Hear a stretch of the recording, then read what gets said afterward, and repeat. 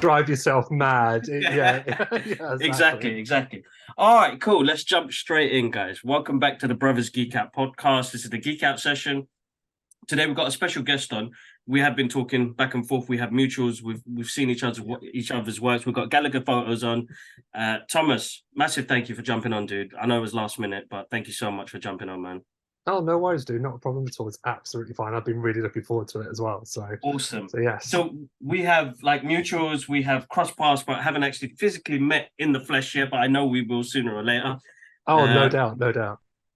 But you've got an amazing catalogue of work that you do, man. The cosplaying. I mean, I see it as art anyway. So photography, videography, things like that. I mean, what was it? What was it that made you feel like, I love this stuff, and how can I represent myself doing it? Yeah, so I mean, this to me, like, this goes all the way back to like when I was a kid, and realizing quite early on that yes, I was a nerd, I was a big geek. I was very, very passionate about the programs that I was watching, the cartoons that I grew up on, the action figures, the full works, like just across the board. And then very, very early on, I started developing like this passion for photography. My mum gave me a really old camera, and it was like this rectangular shaped one, and like you kind of pulled it out, and then there was a button on the top, and it was ancient, but I freaking loved it. So it's just snaps of that time, and I found, even my mum went, oh, you've taken some good pictures here. I was like 10, 11 at the time, whatever it was. So yeah, a little bit later on, sort of teens now, I'm starting to develop it a bit more. And eventually I just pulled the trigger on it. I was like, right, let's see if I can do this. And then I was like, okay, well, now I've got the camera. Who and what do I take pictures of? And of course, Comic-Con, provided the best opportunity. I was like, well, here you go. These are my people. This is my jam. Let's do it, and the rest, as they say, and as everyone else now, is history. Because I've just loved it, man. It's allowed me to be as creative as possible, push my editing skills, push my photo skills, and yeah, it's been a really, really fun ride. So was that like a self-learn project, kind of like a 100%? Yeah. So I've taken. I took maybe, I think it was a 6-week course in just like the very basics of photography, and I used to travel to Harrow with a friend of mine, friend of mine named Mad V. She was great, and she's also a photographer, or she was learning to be a photographer then. So she was like, look, I've just found this place. If you can make it, let's do it. Travel down to Harrow. The lessons were about an hour and a half long, and I had the most basic ass camera at the time. And they were talking about things. I'm like, I just can't do it with this camera. Yeah. But I'd done what I could. My work then was, let's say, experimental. Others might say shit. Excuse my language. It's all right. It's fine. We allow you to say what's on your mind on here, so there's no boundaries. Yeah. But it was all a learning process, and through that kind of helped me realize what my strengths were, what my weaknesses were, and then the rest of it, quite literally self-taught, jumping on YouTube, finding out how to do things, how not to do things, and the rest is purely me just going, see what I can do. Oh, that's amazing, dude. That's amazing to hear, because I'm the same. Self-taught, just was interested. Comics and the cartoons and the things we grew up with kind of just stuck with me in my later teens. And it was like, I stopped. I've always drawn, but I stopped for like 15 years. And I realized, I mean, life happens. You go to college, girls, drugs, sure. alcohol, all the rest of it kicks in, and then you're like, you forget a part of your childhood that you thoroughly enjoyed. And I think after my first divorce, when I went back, when I went back home, I realized Mum had kept all of my stuff. Oh, incredible! Yeah, so I went. I was in the loft, and I went through the stuff, and I was like, oh my god, I was an amazing artist when I was 15, 16. Yeah, I yeah. can't believe I forgot this, but all of that creativity flooded right back to me in that Mm, moment. mm. And I remember pulling out some random piece of paper and I found some felt tip markers, and it And projected just me started into this. doodling away. Yeah, just projected me into this journey. But I mean, in between that 15 years, it's not like I wasn't creative still. I still did. I was working for Jessop's at the Oh time. wow. Okay, Yeah, okay, so yeah, I yeah. I did jump into photography and videography and found creative ways of doing videos and editing, and I learned, Mm, Premiere and Final Cut by myself, and watching YouTube tutorials as well, and realizing, oh, you know what, I really love this stuff. I mean, what can I, yeah. go on to next? And podcast was born 8 years ago with my brother because he lived abroad, and we're quite a close knit family. And I keep reminding people about, why we started this was to talk about our passions and what we love. So it's Absolutely. always nice to have somebody come on and tell us about their journey as well. But I mean, a bit of cosplay in there as well, dude. You do. So like, I, Yes, I see yes. you do like the Punisher. Is that I that is that do. your favorite character? Or No, so I did ah, definitely one of my favorites. So my yeah, absolute favorite is the big guy, with the S in his chest. yeah. He to me, the character to me means like a massive deal. Mm, It was, and again, it's all kind of tied up in my memories as a kid. Myself and my dad used to watch the Christopher Reeve Superman, obviously the first Superman movies that I ever saw, mm, and every time it was on, like no matter whether my mum was in there, my brother, we all sat down and we all watched this movie. Now, my family is not the most nerd family in the world. mm, In fact, my mum and my brother aren't nerds at all. But my dad and I, oh, we loved it. We would sit down with it. yeah. He'd sit in like his favorite little spot on the couch, and I'd kind of like be right next to him. Um, and yeah, we just grew up. And then again, obviously, the more Superman content came out. Mhm. We had Smallville. Absolutely loved Smallville. All the cartoons, the Justice League cartoons.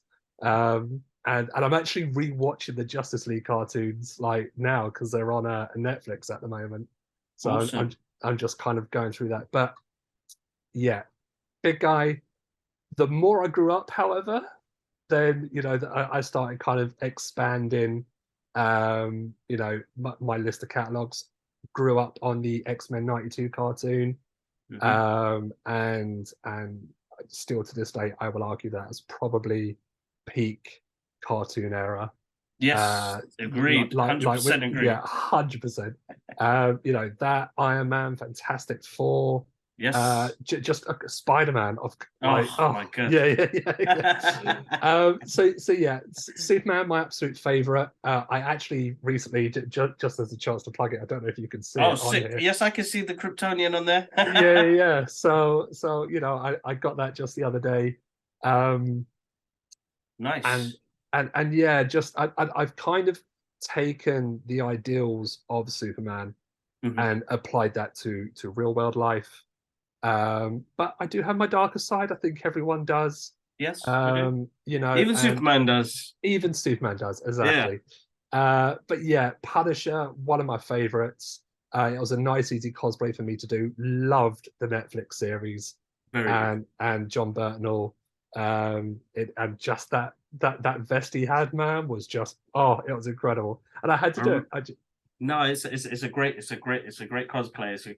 That actual suit is actually probably one of my favorites. I remember my brother, my youngest brother, he collects 1/6 scale models Mm. and stuff. And after he saw the Punisher, he was like, "Hot Toys haven't released one yet. I'm gonna build one myself." He was like, "Kibbs, can you draw the skull on the chest?" Oh, amazing. Yeah, And so yeah. he got me like a bulletproof vest, like a small one, and I got to do that. And I did it with Tipex.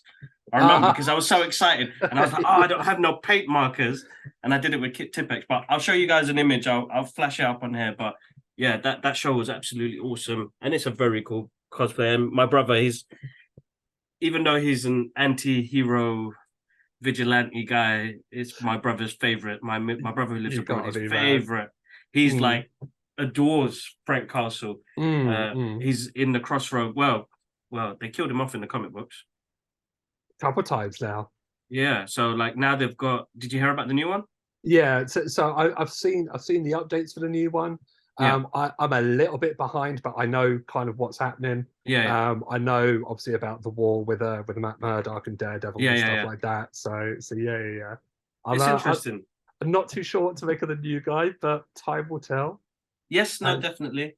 I and mean, I suppose it's hard to let go, isn't it? Sometimes we're so ingrained with yeah, that character. Like, I mean, as Superman plays a big part in both of our lives. I mean, mm, it's the ideals we take off those characters, isn't it? It's the morality. absolutely. Yeah, yeah. It's what connects us to those characters. I mean, Man of Steel. I mean, what the first Superman is, the pinnacle of all the movies that have come out. They use it as a blueprint for whatever they Mm, do. So like that absolutely. that character does mean he's the one who started it off. I think I got my first Superman comic book at probably 11, 12. It was the John Barnes Man of Steel series. One, I think it Mm, was like a mm, mm. six-part series, and my uncle gave that to me.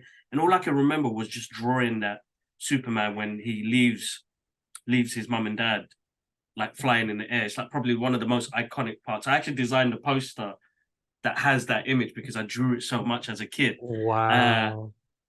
so like yes, yeah, Christopher Reeve. I mean, what he did with that character as well King. is absolutely Yeah. amazing. It's I actually saw a video of like them interviewing Christopher Reeve sort of mm, back in the day, and he was talking about how um how he got into character for Superman, and how he wanted to do things, and how he was trying to be the most positive person he mm, could on set and away from set, because he realized the importance of the character.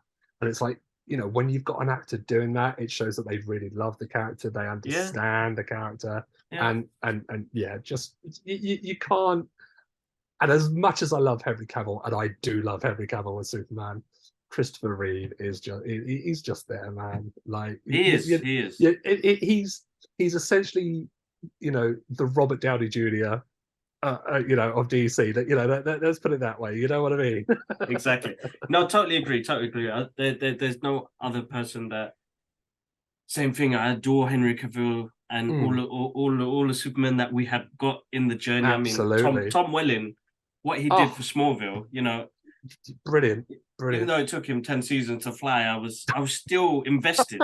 I was still invested. Oh man, I feel like we waited those 10 seasons for like maybe 10 minutes worth of flying action. But you know what? The payoff Excuse me. was just everything that everyone wanted watching that show. And it was just No, like, definitely, definitely. retrospect. Yeah, of course, we wanted him to fly for like maybe season 2 or 3.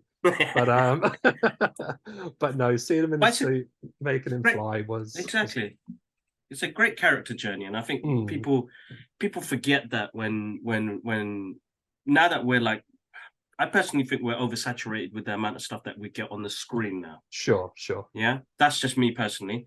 I still love it, but I still feel like we're at a fatigue of so much content coming out. And one thing I Mm, loved about Smallville was that you're not just telling me about what he is as a hero with powers, but as a human being of what he's going through on an everyday basis that I would go through as human beings. yeah, yeah. Uh, and I think people have lost the mystery in things.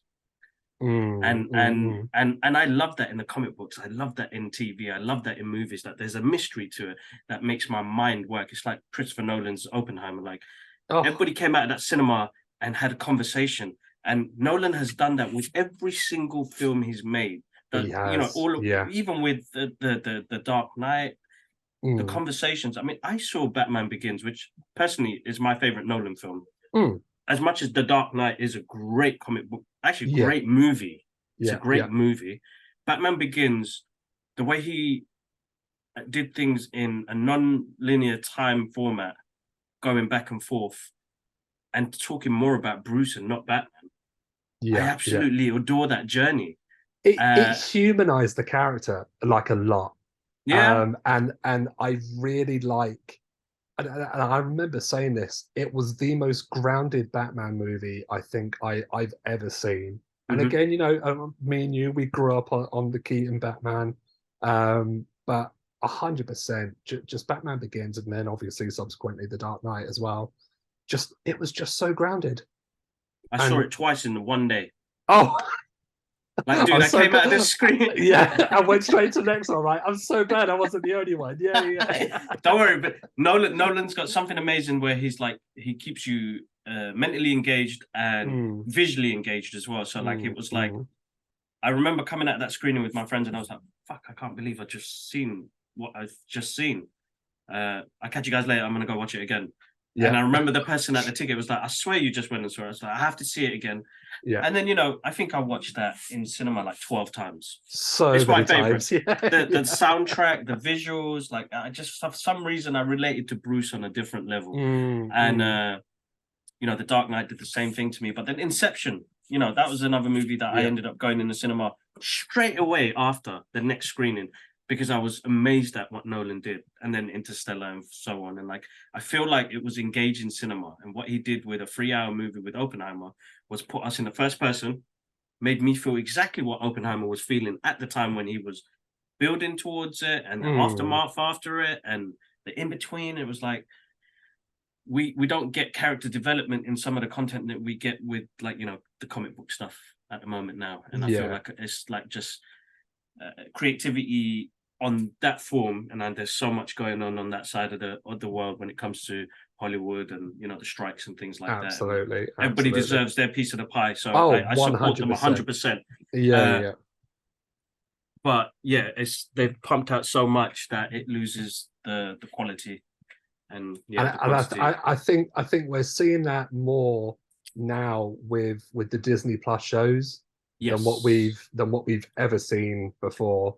Exactly. They seem to be on like a gradual rate of just in terms of quality, and it just appears to be dipping down quite fast and very, very noticeably. Well, so like, it's interesting because we've had the conversation about AI, and Secret Invasion had a really good premises of using the AI art in their intro. Yeah. But then I felt like they used AI to write the rest of the script for the last 3 episodes. So I personally think, like, it started off so strong, so grounded, really good, engaging characters. Yeah. Talos and Fury. Yeah. Really good acting in this. Like, they had some really good scenes in this, and then suddenly it just dropped off the cliff, and I was like, shit, they must have got AI to write the rest of it. What happened? Yeah, it was so. Again, reading the comic book. One of the best comic series that have ever been made, right? I think we can all universally agree on that. Yes, definitely.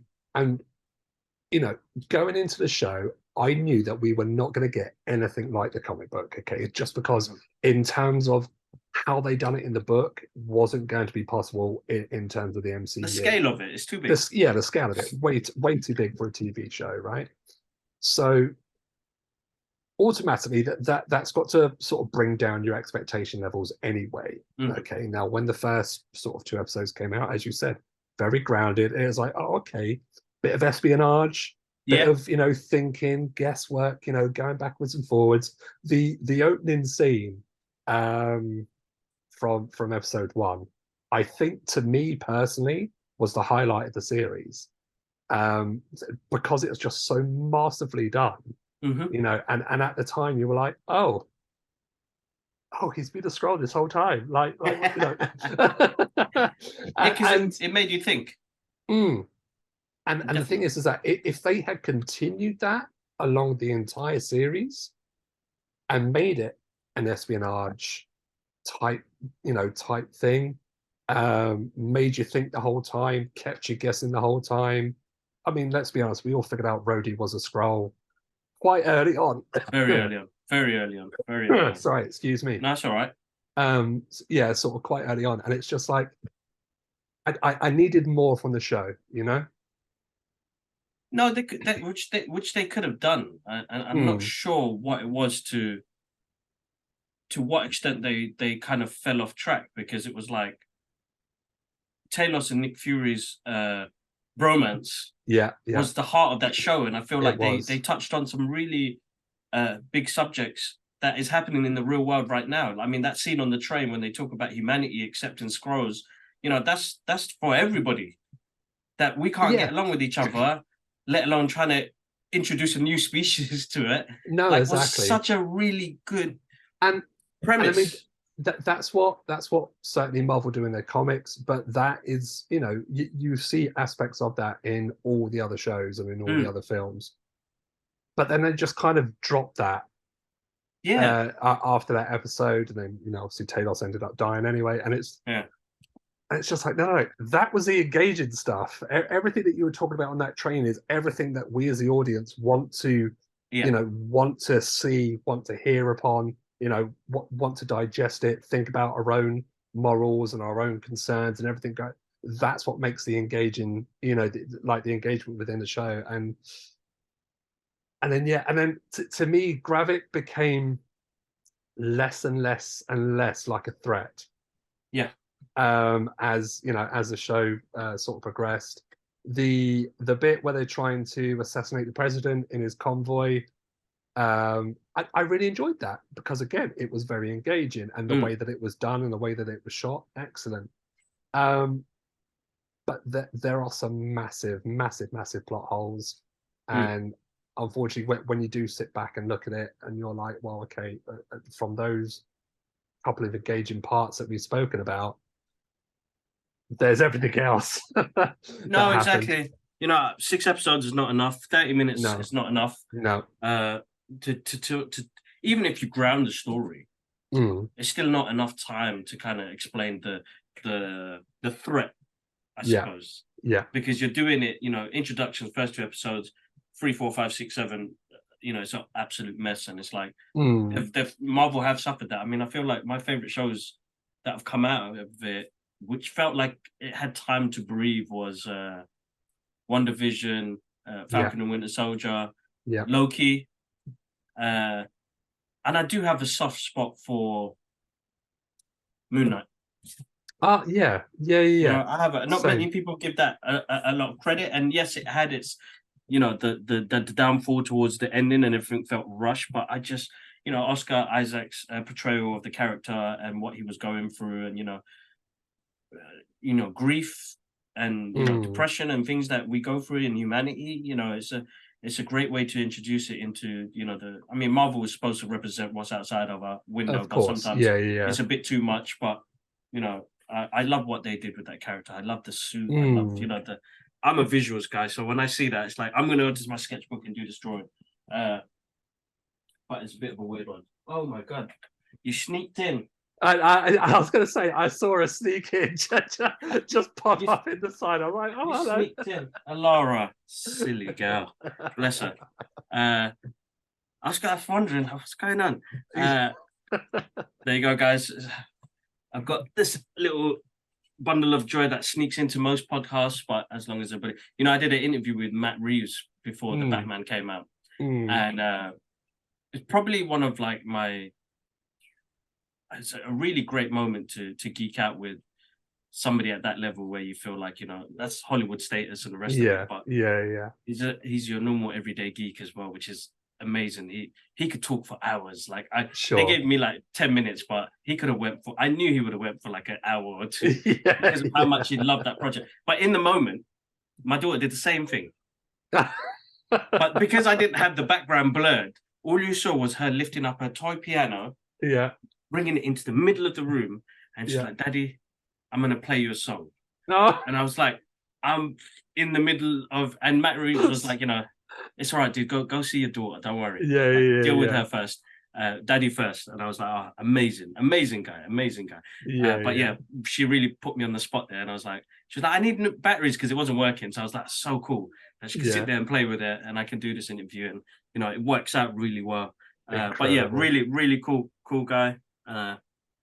Great moments, man. I've got to say, as a fan, we get really great opportunities now. I feel like the studios want to work with fans more. I mean, you've done a couple of screenings, and like, you know, you've seen how they interact more with the fans, and they want cosplayers there. They want the fans there to represent passions that they love for this. I mean, when did you start? What was your first sort of screening premiere where you were like, oh my God, I can't believe I'm actually here. Yeah. Wow. So I think the first one for me was funny enough, one that I wasn't meant to be going to at all. Hmm. Soph, my partner, she was invited to go to the Enchanted premiere. Ah. I may have gone to one before that, but yeah, that's certainly like kind of the first time that I remember it, being 100% there. I was going to wait for her, I was going to go off do my own thing. She had been invited and all that sort of bits and pieces. Um, and then I get a call, and I'm sitting down in Wagamama on the South Bank, right? I'm just tucking into my food, and they're like, "So, there's actually extra tickets, and if you want to come, like, the organizer said that you can come." And I was just like, "Yeah, I'm kind of like, face down in like my chicken katsu." Um, so yeah, quickly finished that up, Excuse me. and Yeah. walk down. I think it was a blue carpet at the time. Mm. Walk down there, and it was a very surreal experience because everyone had already gone through, but fans are still there, press was still there, and then you got me looking like a sack of shit, because I hadn't dressed. There was no cosplay. I just come in Yeah. my normal clothes because I wasn't meant to be there. Just walking down this carpet, and it was just me, just walking down. That's amazing. Our friend who had the tickets, I obviously came out to meet me and stuff. But yeah, and everyone's just looking at me, just walking down this carpet, and I'm like, yeah, you're right. I don't know what I'm doing here either. um, but I've been to a bunch ever since, and I don't always get to go or anything like that. I just kind of I always consider myself very lucky when I'm Hmm. invited. Same. But certainly a couple of the most recent ones were Across the Spider-Verse and the Hmm. Transformers premiere, and obviously Transformers is another big, if Mm. not the biggest, Yes. like thing of mine for me from my childhood. And a lot of my friends know that, and certainly one of my friends who organizes everything, he knew that, and he was straight at the phone to me going, "Yeah, we're going to do this. Let's go." Organizers have invited us, and yeah, we just have a great time, man. That's And amazing.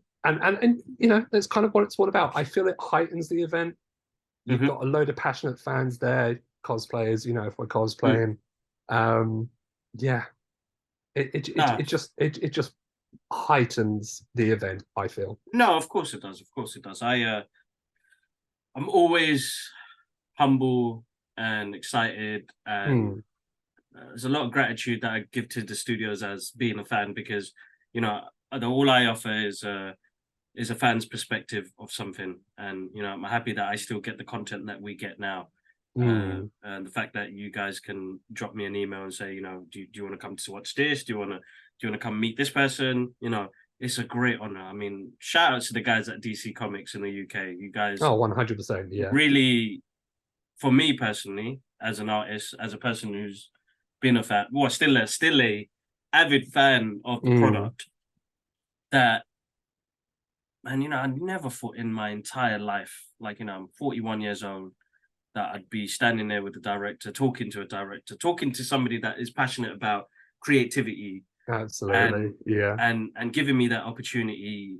It's unbelievable. The kid inside me is still screaming, shouting, like, "Gibbs, this is really happening." I Yeah, was like, yeah, yeah, yeah, "It yeah, is." yeah, Like, I yeah, and, got and really. that's it, yeah. It's that kid. It's that kid, and it keeps us young at heart, keeps us young at Mm, mind. mm, Uh, it's just something that's still, like, yeah, it's still unbelievable, dude. Like, I keep telling, like, my brothers and my family, like, I still can't believe, I'm just your average guy. I'm yeah. your geeky dude, Yeah, who, yeah, who, yeah, who yeah. loves this stuff. But I didn't realize that how your passion can come across to somebody and say, you know what, look, this Mm, guy absolutely adores this. We need him here. I think he'll have a great conversation. And we did. I mean, I got to meet Angel, for the director for Blue Beetle. And we mm, ended up partying the whole night. And it was his first time in London, and he didn't realize how much of the culture that we take on when it comes to his Hispanic side, mm, his mm. Hispanic side of we grew up on Cypress Hill and all of that stuff. So he's Absolutely, got these yeah. great references that he came up with, and he's a big fan of anime, he's a big fan of the X-Men, and it was like, I'm geeking out with a guy who's just directed this Yeah. $100 million $100 million movie. movie. Yeah, yeah, Yeah, yeah. and then we started talking about anime, and like I went back into my background of like the Fist of the North Star and the Oh, Guyver, yeah, and I yeah, was yeah. like, dude, like when there are some things in there that remind, like I think Blue Beetle as a character reminds me of the Guyver. Guyver was the Sure first thing. character that I kind of related to, and then it was like, I think, what was it did I watch? It was the one with Mark Hamill, Mutronics. They called it Mutronics. They Yeah, changed it to yeah, Guyver yeah, later on. They sold it with his name, and I was like, what happened to him? And he just played this really small role in it. But yeah. I fell in love with the suit. The suit Mm. looked amazing, and then you had David Hyatt do the Dark Guy, Guyver Dark Hero, and I was like, this is so awesome. It's unbelievable. And having a conversation about Dragon Ball Z and stuff like that to somebody who's done a project like that, it's truly inspiring, because Yeah. it's not every day you get to have a conversation with some. You think back in the 80s and 90s, Mm. and the fan interaction now, it's Oh, amazing, dude. yeah, massive difference. I Amazing. was actually going to ask you. I know you can't speak too much of the movie or about the movie at all, but was the how was the event itself, the Blue Beetle event? What Oh, it was was it? good. It was great. Yeah, Yeah, it yeah, was yeah, good. yeah. It was really good. Very good. Very good. Very good. So yeah, I Enjoy. can't say anything. I Yeah, loved. Well, all I can say is I watched it. yeah, I enjoyed it. yeah, yeah, yeah. Good, good, good, I good, good. enjoyed it. The main thing Yeah, is for yeah. me is like we're getting to see characters that are coming straight from a comic book page onto the big screen. So I'm Mm, grateful that we get that, the creativity behind it, the imagination, the like how do you represent something that comes from a comic book page onto the big screen? I mean, as you know, Superman is the blueprint. Superman yeah, the movie is yeah. the blueprint for all the movies that come out now. An origin story is really hard because we get so many of them. Yes. I Yeah, think yeah, yeah. I think the one that kind of did it quite well was Tom Holland Spider-Man, where we didn't have to see that, and they Yeah. just started it with just he's But already in it. because and that's kind of the thing. Like it's such a well-established character that kind of even if you are just like the casual film goer, you still kind of already know his origin story. Yeah, And exactly. there's been so many movies before now that if you don't know the origin story, then you've been living under a rock for the past 20-30 years. You know what I mean? Like yeah. I like it when movies go, okay, no, look, this guy's already established. Maybe we can have some throwbacks to it in the movie, but Mm, we don't need to dedicate the movie to that moment. Yeah. to the entire origin because No. everyone knows already, right?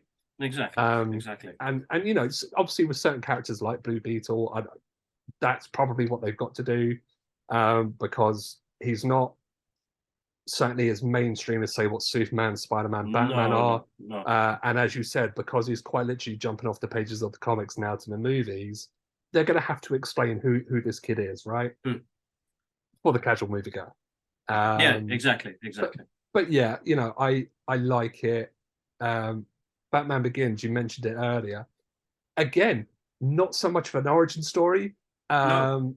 but very very earlier on, in his career, I adored the movie. That was another movie which I ended up seeing so many goddamn times because it was just the music, the chase scene, Yeah. just it was incredible. And I like it when a movie does that. It doesn't focus so much on the origin, have throwbacks to it, sure, but go, this is your character, this is who he is. Doesn't matter how he got here, really. This is who he is now, or she is now.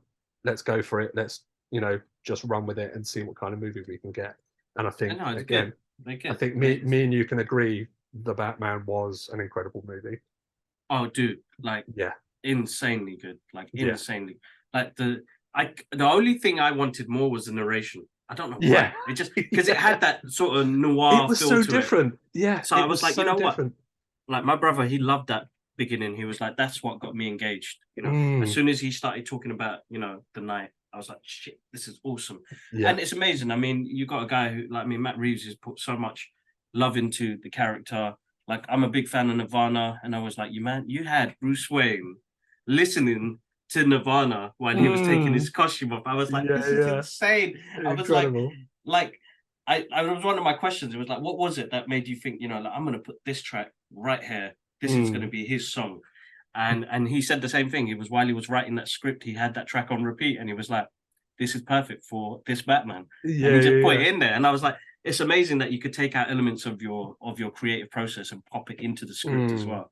Which is really good. No, absolutely amazing, absolutely amazing. And it's so one of few people that can incorporate things like that into movies. I mean, I think George Miller, what he did with the Mad Max series was absolutely amazing. But to Yeah. bring back Mad Max Fury Road into a story which is just thrown out there into, I didn't have to know much about, even if you didn't watch the previous movies.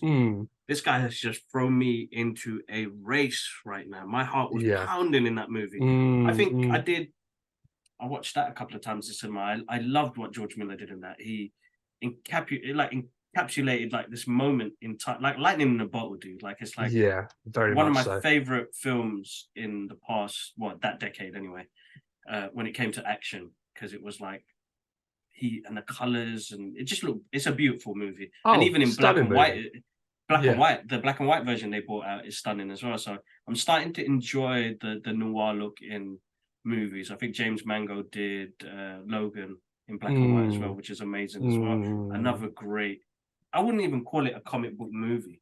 No, It's you not. wouldn't, but it doesn't need to be a comic book movie. No, it doesn't. It's just a great in-depth character, and when you do that character right, and you film it as a very particular way. And again, the black and white version of Logan was just Mm. chef's kiss. It really was. It was stunning.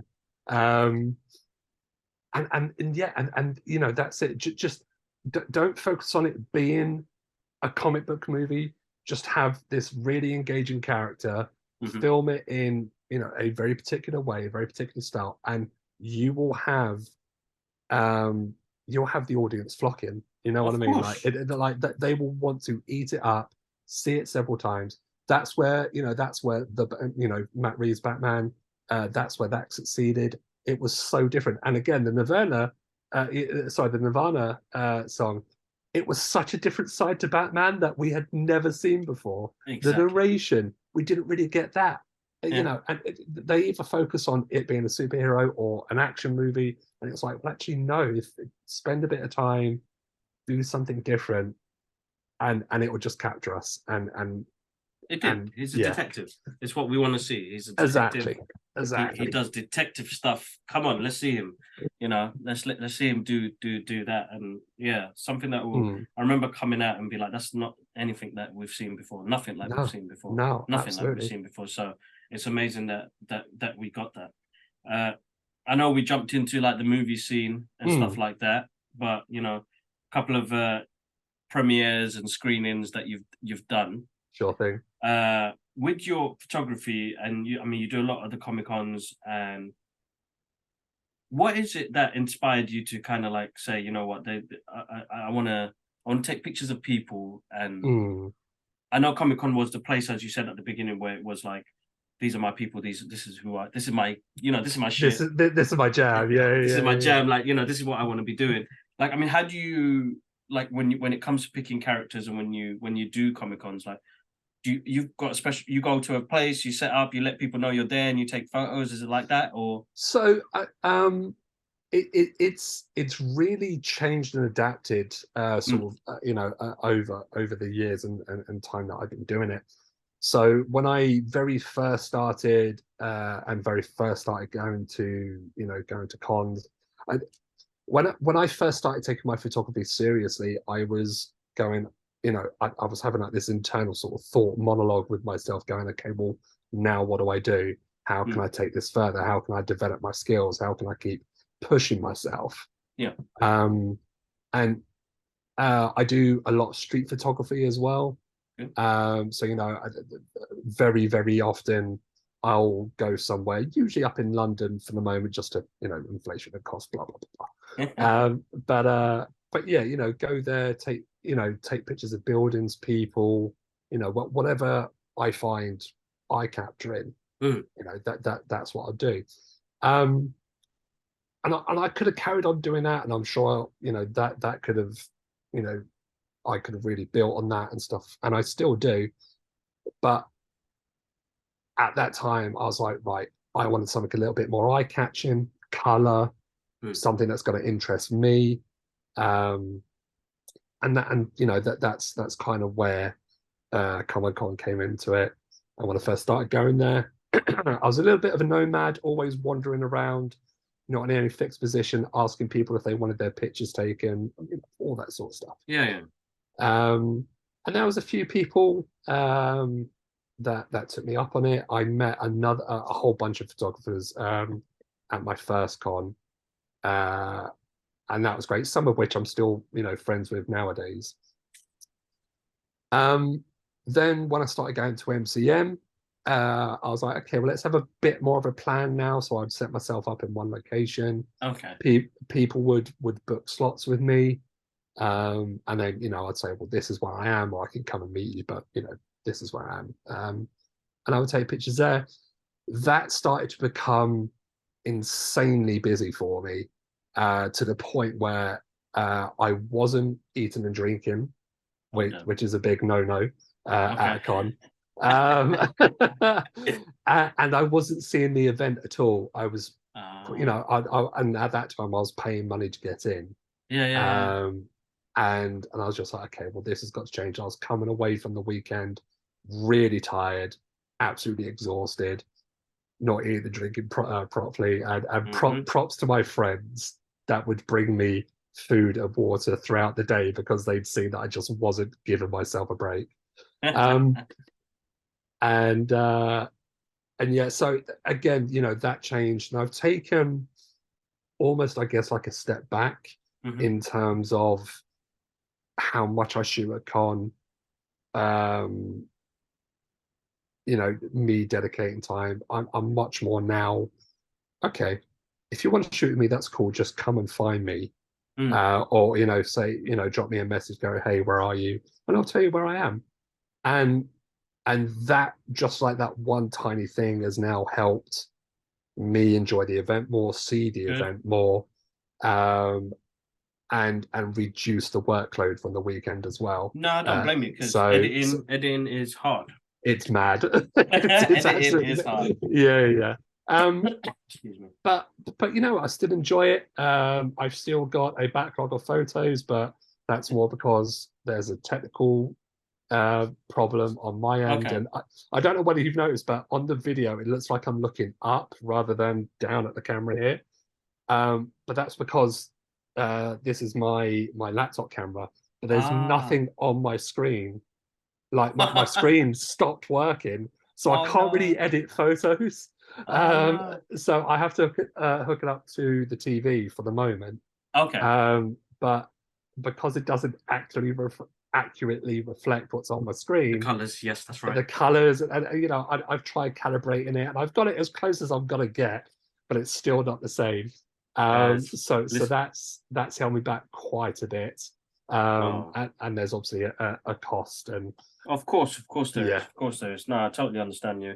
Color. I remember those days, man, trying to like collaborate my screen to get the right colors and stuff like that. And now I've moved on to like digital art form as well. Like I've realized, like, I do a massive sketch on there and spend 8 hours on it, and then suddenly print it and be like, what the fuck happened there, man? They say these Wacom screens are collaborated like straight away, so you see true colors. No, man, I had to go in there and sort it out myself, because I was like, man, this just came out so wrong. But I totally understand that. But yeah, I mean, there's a cost involved into it, which isn't great at the times we're living in at the moment now. It's a hard graft for everybody, and I know people are starting loads of stuff along the way, and you're gonna have your ups and downs on your journey, guys, because as you were saying there now, like, when you were at the Comic-Con and you were shooting consistently and not having a break and not hydrating yourself, and I mean, the post blue cons that you had, like the con blues that you have after, like, it plays a big part to us, because I was the same. I used to sell toys at Comic-Cons. I did it for, I think I did it for like 5-6 years. Mm. and then the costume went up, and then the toys weren't selling, and then everybody did the same things at the same stores, and it gets draining. And the thing, cons are really busy. Like Friday, it's all right. Saturday, heaving. Sunday, it Mad. slows down. Yeah. It's hard to kind of control the peaks of your emotions Mm, in the process. mm. But yeah, you're not eating, you're not drinking, but uh yeah, it's a tough graft. I mean, now I just go there to actually just enjoy the cons, catch up with people, and And that's, yeah, and that's pretty much it. Um, it's certainly, after COVID, the first proper MCM back, that was a massive feel good weekend. Everyone was so glad to see everyone. It was the first big event, return to normality and form and all of that. And it was so good. But then certainly after that weekend and every subsequent one after that, it's just been a massive, massive slog. It's been so busy, and it's just again the steps that I've taken yeah. are more so to make sure that I'm enjoying the event. Mm. I'm protecting myself from burnout, and just kind of managing Of course, of everyone's course. expectation, No, for it's why I'm there. best way possible. I don't blame you. Like that first weekend back at Comic Con, I left within I think 2 hours. I was Really. overwhelmed. I felt the Mm, anxiety kick in, the claustrophobia kicked in, and I sure. mean, it's one thing most of the cons do. They do love overselling some tickets, but Oh, they do. Yeah. it got me, and it's weird. I've never been like that. Con was always the place where I'd love to be, and my peoples were there, and Mm, I'm speaking to different artists like that come into comic in the comic alley, artist alley, and I geek out with them. I talk, we do sessions, and I ask for advice and what I can do to make my artwork even better. But that day, absolutely. my emotions really it flooded me, dude, and I was like, Yeah. oh my god, like this is what happened after COVID. Is this how I feel because I've been at home Mm. all the time? I'm much better now though, but I know how much of a big part it plays when it comes to mental health as well. I mean, Oh, massively. Yeah, yeah, yeah. it's uh, it's hard because I know sometimes we can be, most of us could be extroverts, some of us are introverts. It's a weird transition from where I was when I started my journey to where I am now. I feel Yeah. like you know I've networked more with people now than I did, years back. But then it's the people I can relate to. Yeah. We Yeah, have a yeah. common ground. We maybe And not like the same superheroes, but yeah, we find yeah, common yeah, ground. yeah. And it's also, and I guess it's also in like a more controlled environment as well. It's not Exactly. just, in your face, Comic Con, whatever the case may be. It's now, okay, well, no, we can, we can talk at a one-to-one, you Yeah. know, quieter scenario maybe. Yes, that's right. That's right. Or even when going to premieres, it's like, yes, okay, we've got all of the madness outside for the event, but you're still able to speak to the people from the movie, engage with them Yes. at least on some level. Yes. And yeah, I like that.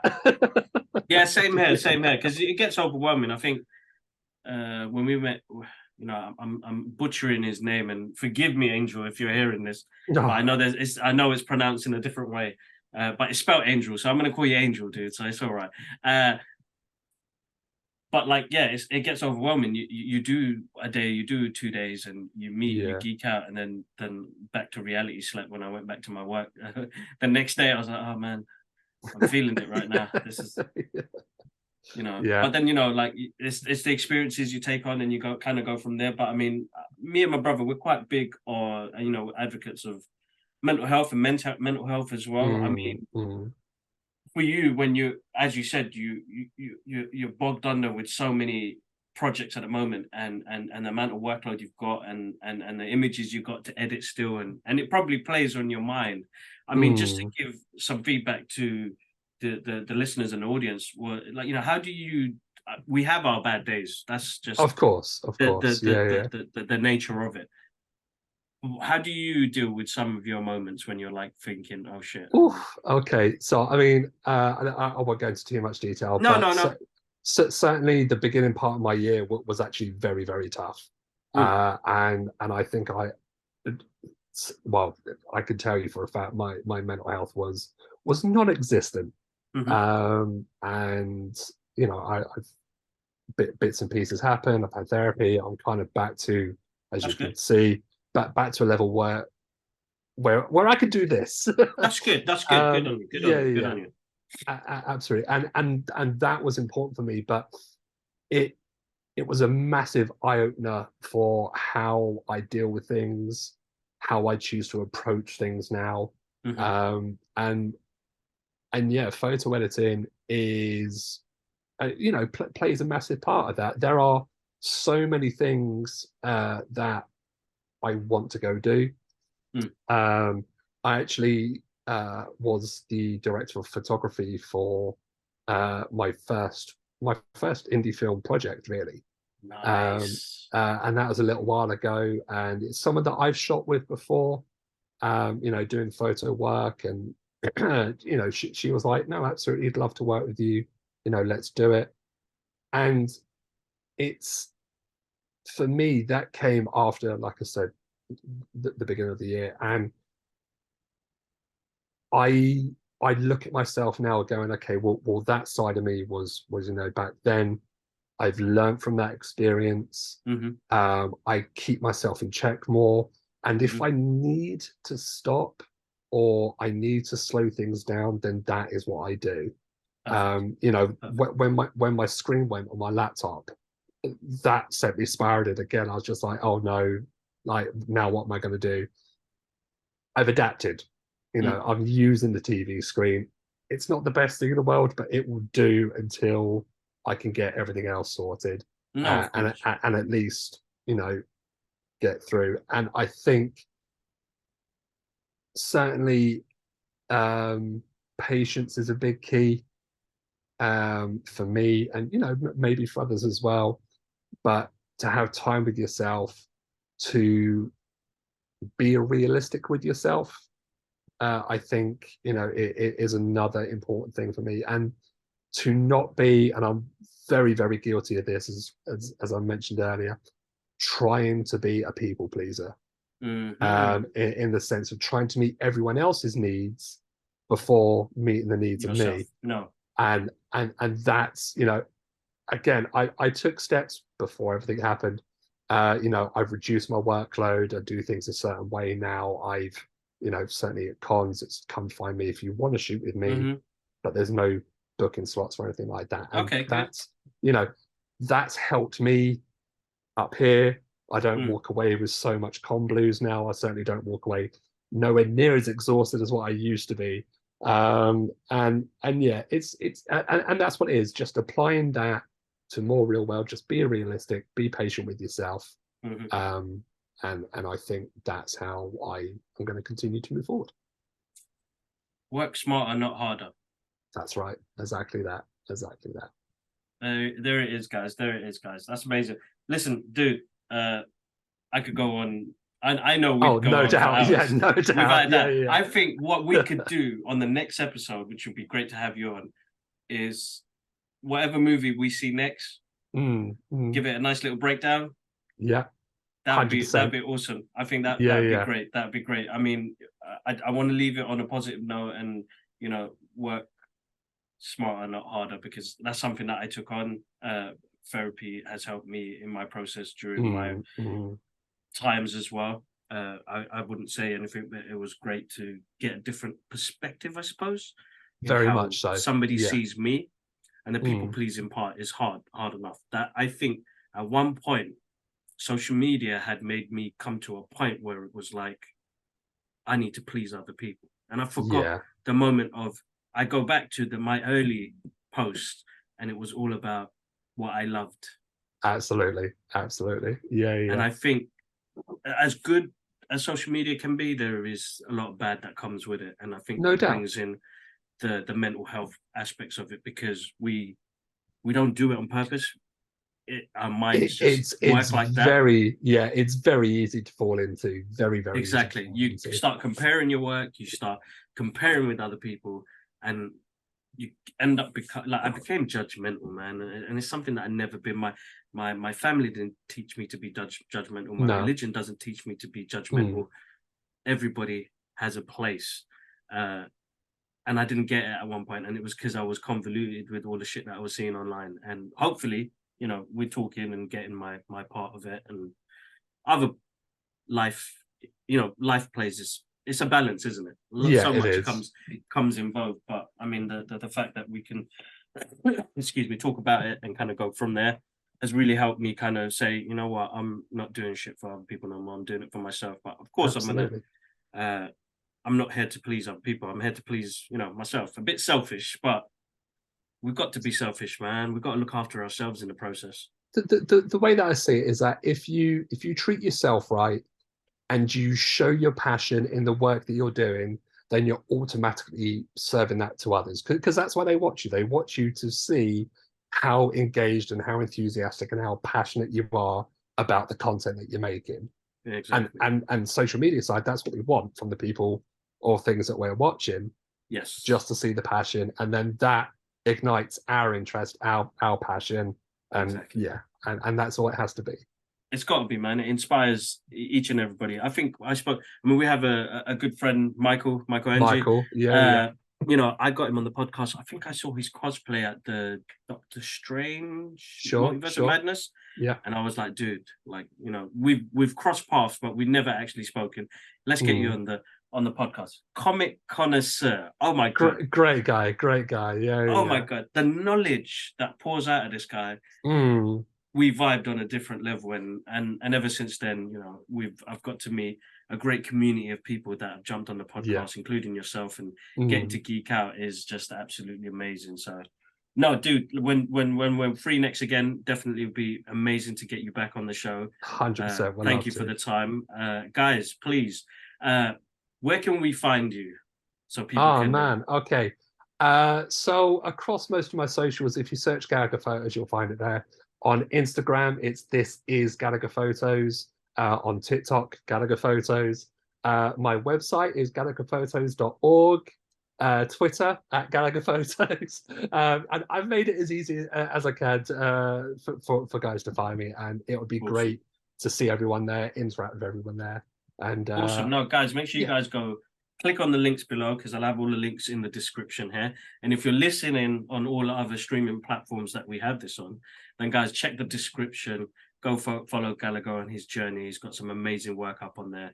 Very, very charismatic, and he's got a great visual style that you guys need to check out. So please show some appreciate love, and we'll definitely geek out again. I think, what's the next movie that's coming out? So I'm actually seeing the Meg 2 tonight, but I Okay, cool. think the next movie after that's going to be June, like big movie. I think. Is that this year? Yeah, isn't it like next month? I may be wrong on that. Yeah, yeah. I thought it was this year. I thought it was like. I feel like it's this year as well. Let's see, June 2 release date. I feel like it's this year as well. I thought it was next month. No, Like you know what? September. You're right. You're very Yeah. right. You're very right. It comes out 3rd of November. Hey, there you go. And then it's Yeah. the Marvels after that, right? Yes, that's right. Yeah. So Yeah, yeah. Oh my yeah, god. yeah. Where did the year go, dude? But because the Marvels aren't going to get an IMAX screening because June 2 has Yes. exclusivity rights for like 3 weeks or whatever. So Perfect. And why not? I mean, the yeah, first well, one first was one was brilliant. amazing. I Yeah, think what yeah, Denise does visually, dude, like, oh yeah. my god. Mm. Watching that in the IMAX for the first time around, Incredible. Hans Zimmer's soundtrack, the Yeah. sounds, you know what? Like, it's if a book can, I know when they've had to change quite a lot again, Yes. Yeah, yeah. but still, man, like It's you just so compare damn it to good. what we got in like the 80s to Mm, mm. now, and I've guilty pleasure. I still love that movie Oh, no doubt, no because of the doubt. physicality of it, and Mm. the the making of the props and the costumes and everything like that. Uh, I just love that. So, but what they did with this was it's just absolutely amazing, and I can't wait to see Paul's journey Mm. continue. But yeah, man, visual style, man, I love it. I mean, it's like something like what is it Gareth Andrews, Gareth Edwards, who did Godzilla and Rogue Oh, One. Godzilla's my boy. I'm not gonna lie, but yeah, yeah, yeah. I think it's Gareth Gareth Edwards. Edwards. You know Yeah, what? I need to correct this because one day it's they yeah. stumble Gareth upon. Edwards, Godzilla. Yeah, he did Godzilla Yeah. and he did Rogue One, and he's doing a new film with Denzel Washington's son. I can't remember. called The It's not The Creator. Equalizer, is it? No, The No. Creator. Oh yeah. Oh god, yeah. I want to see that film so That looks badly. amazing. That looks incredible, Amazing. right? Yeah, Again, yeah. the scenery, it's just the visuals, isn't it? It's like, Mm. I love it because it's giving me that post Akira look to it. Mm. I love that, man. I love that. But all right, cool. Listen, before we keep babbling on, and I don't want to keep you away from your day. Because it's easy to do so. It's so easy to do so. Again, a massive thank you for jumping on, dude. And yeah, man, have a wonderful weekend. We'll catch up soon. No doubt, you too, dude. And yeah, thank you again for having me.